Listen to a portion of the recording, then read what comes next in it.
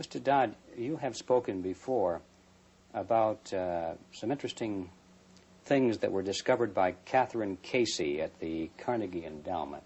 Can you tell us that story, please? Yes, I'm glad to, Mr. Griffin. This experience that you have just referred to came about in response to a letter which I had written to the Carnegie Endowment for International Peace, asking certain questions and gathering certain information.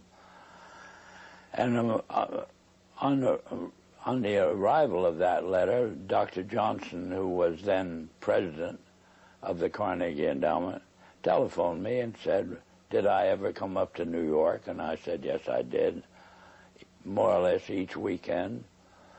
And he said, well, when you're next here, will you drop in and see us? Which I did. And again, on arrival at the office of the endowment, I found myself in the presence of Dr. Joseph Johnson, the president, who was a successor to Alger Hiss, two vice presidents, and their own counsel, a partner in the firm, Sullivan and Cromwell. And Dr. Johnson said, after, again, amenities, Mr. Dodd, we have your letter. We can answer all those questions, but it'd be a great deal of trouble. And we have a counter-suggestion. And our counter-suggestion is that if you can spare a member of your staff for 2 weeks and send that member up to New York, we will give to that member a room in the library and the minute books of this foundation since its inception.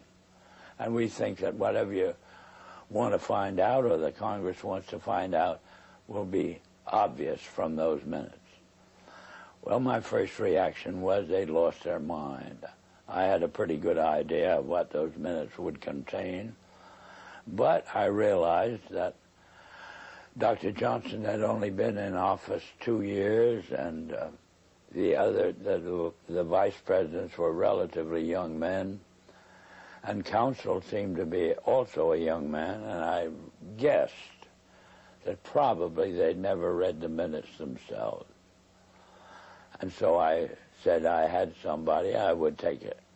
I would accept their offer, and I went back to Washington, and I selected the member of my staff who was on my staff, having been a practicing attorney in Washington, but she was on my staff to see to it that I didn't break any congressional procedures or rules.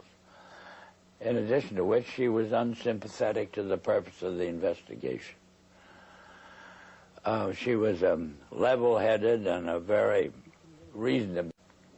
She came back at the end of 2 weeks with the following in the way of on dictaphone belts. We are now at the year 1908, which was the year that the Carnegie began operations.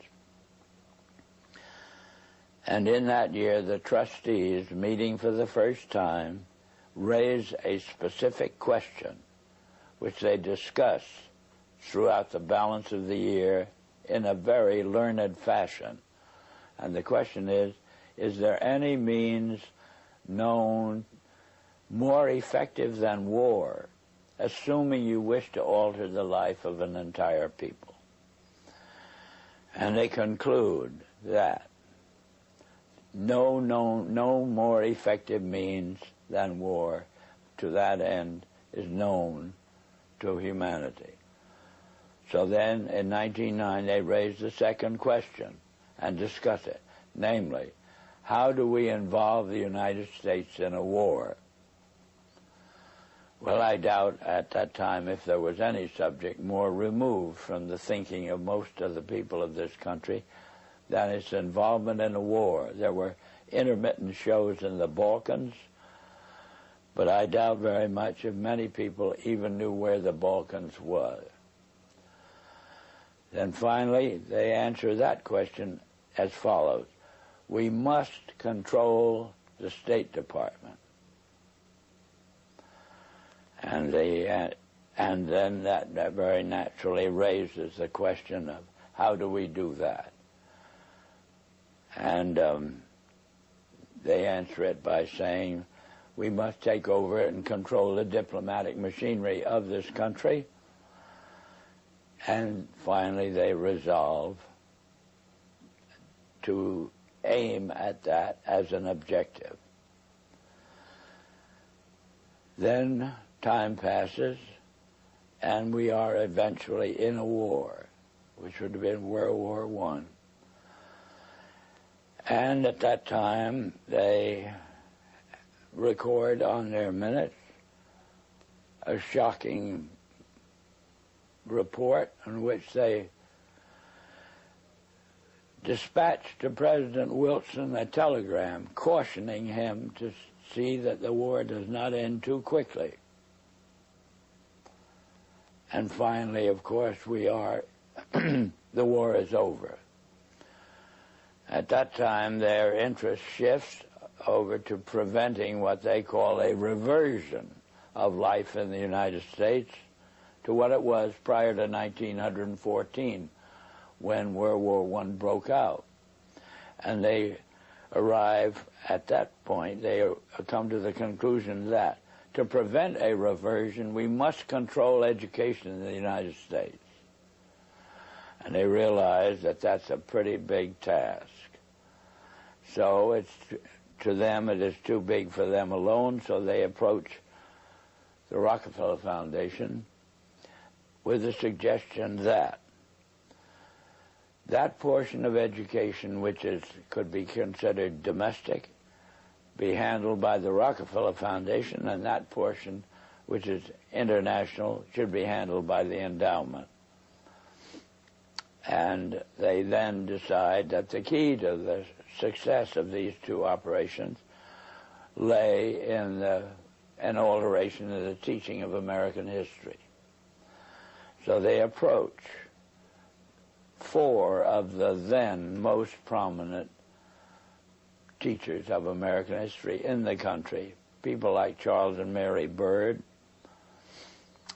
and their suggestion to them is, will they alter the manner in which they present this subject, and they get turned down flat.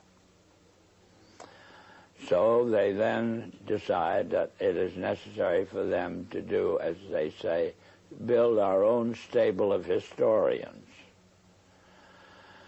And then they approach the Guggenheim Foundation, which specializes in fellowships, and say, when we find young men in the process of studying for doctorates in the field of American history, and we feel that they are the right caliber, will you grant them fellowships on our say-so?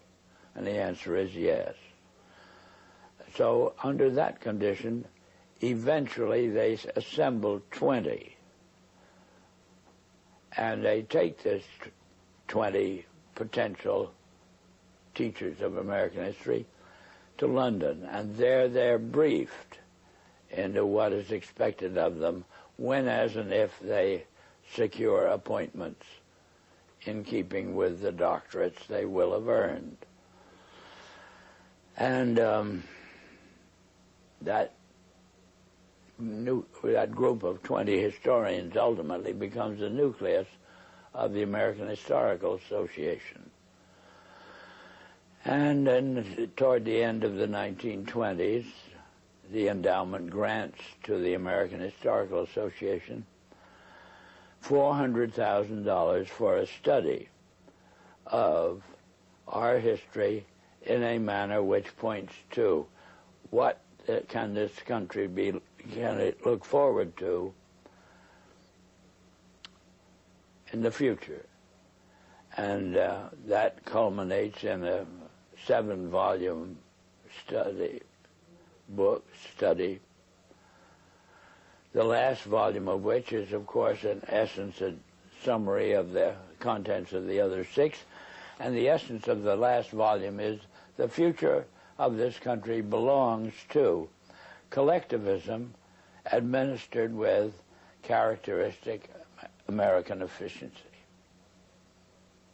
That's the story that ultimately grew out of, and of course was what could have been presented by the members of this congressional committee to the Congress as a whole for just exactly what it said.